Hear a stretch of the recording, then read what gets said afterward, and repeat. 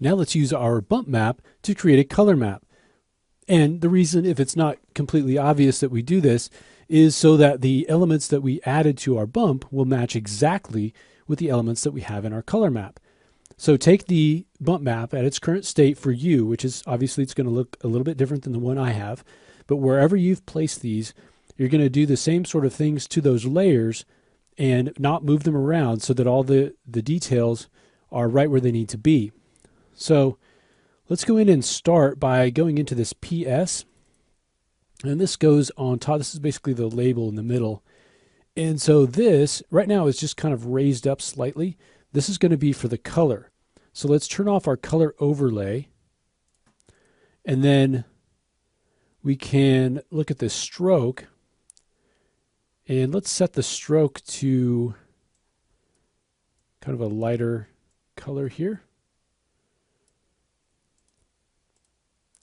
And then I also want to come in here with the text tool and select that. And you can make it whatever color you want. I'm going to make it sort of a orange or a gold kind of a color. Something like that. We also don't want this 50% gray because that means that the drone's color is going to be gray, which we don't want. So we can go in and let's just choose a color. I'm not going to do complete white, but let's do really, really light. And I'm just going to go ahead and fill that layer. And so that gives us that white color behind. All right. Now, if we come in here, you'll see that these little vents, they actually have a stroke around them. And so I want to come in here and actually get rid of that stroke. We're going to use the black to give the illusion that it's a hole that's cut in, but we don't need the stroke. That gave us a little gradation in how the bump was calculated. And so let's take those strokes away. Let's come in and let's copy the layer style. And I'm just going to paste the layer style in. Or actually, we can just clear it because that's the only thing on there. So you can go in and take away that stroke, or you can just clear the layer style. And I'm just going to go ahead and do the same thing for all of the little pieces here. So that's the first vent. So just take some time and go through all the rest of these. I'm going to pause the video while I do that. So with that cleared, you can see it's just a very sharp line there, but we haven't moved them. So that's going to be right at the center of those insets. Looking at the sticker there, I think we'll go into this, and on the stroke, I'm going to just make this a little bit lighter so it blends a little bit more. I do want it to look separate, but I don't want it to be so different and so dark. Now for these lines here, I actually don't want those at all. Maybe if I do, I want them to be very, very subtle. I want them to mainly be defined by the inset. I don't want any color. So, you could take these down really, really light to where they're almost gone, or you could just turn the visibility off and just have the color coming from the white instead of the lines that we have there. Okay, so anything that you want to be raised up, but you don't necessarily want a color on it, you don't have to put any color on. So you've taken away the layer styles for these, so they should match up, and then we've added a little bit of color to this. Make sure when you output all of your images that you turn off your layer that has your UVs on it. Even if they're a little bit hard to see, it's still on, and it would affect the color that you have there. You'd actually see the wireframe on there, which can be cool in some cases. You can use those to create some specific effects. But in this case, I don't think we want that. So let's go ahead and save this out. First, I'm going to save the Photoshop file. So I'm going to call this bump or drone color end. So drone color is the one that you start with, and then this is going to be the one that I've adjusted to fit this particular instance of the model. So we'll save that. And then let's save out an image that we can input. So save as again. Let's go to JPEG, and let's do a drone color file. And we'll go ahead and save that. Now let's see how it works. Let's go back into Maya. I'm going to jump into the Hypershade, And we're going to go into our white plastic text. And let's put this into the color.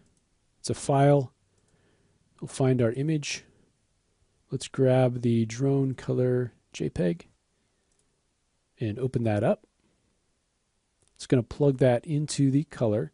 Now, if you can't see anything, you can make sure under shading you turn on hardware texturing, and you should be able to see not only your color but also your bump. So there you can see that. You can see we need to move our little arrows up a bit in front of our bands, but it gives you a good idea of what this looks like. Okay, you can see that there's some shine inside there, so you could actually adjust the specularity, or you could use that map as a specular map as well. So like if you were to come in here and let's grab that same texture and under the specular color input that same file. Let's grab our drone. Let's use the drone color and put that in. There you can see we're getting the specularity out here, but not inside here because this is black. It's telling it that in those spots we don't want any specularity. So it gives us a lot more, kind of a lot more illusion of detail in there. Let's go into our render settings. And I'm just going to set under the Arnold renderer, under the sampling, I'm just going to increase this sampling a little bit so it looks a little bit nicer. And then we can come in and do a render and see how that's looking. So we'll just go to Arnold, render view. It's going to look at those textures that we have. There's some that we didn't get to, but feel free to have some fun with those. There's a label on the front that you could work with, that you can add. So we can kind of let this render up. And you can see it again, it progressively renders. So it gives you something really, really quickly. And then you can go in and refine it. You can do that with, specific areas and things like that. Once you have the sampling turned up a little bit, it's going to take a little while longer to go through and render. So there you can see it's still rendering up, but it's a lot clearer having those samples dialed up. You can see the bump and color that we created there. So this kind of brings us to the end of our course. And I hope you saw kind of what I really wanted to show you was the thought process behind building certain types of objects, looking at those and kind of breaking down how you would go about trying to build those. There's one thing to learn the tools in Maya, but also you want to know how to apply those tools, when to apply them in particular ways, what the best way to combine different kinds of objects are and things like that. So on this model, there were a lot of different kinds of pieces, and hopefully you got a good kind of mix of different workflows, building different kinds of pieces, because the really what I want for you guys is to be able to build other kinds of models from this. The point wasn't really, I want to learn how to build a drone. The point was really, I want to learn the basics of building models. And this gave us a lot of opportunities to build different kinds of shapes that you can then apply to your own projects, whether it's a car or some kind of remote control toy, things like that. Anything that you want to build, you can use these same tools to build those. It's just a question of what kind of shapes are those, how to break those down, how to combine those together. And so hopefully you've got a good idea of how to go about that process now, and you've got some understanding of how to use those tools. So I've had a lot of fun going through this project with you over the last few hours. I hope you have as well. We'll see you next time.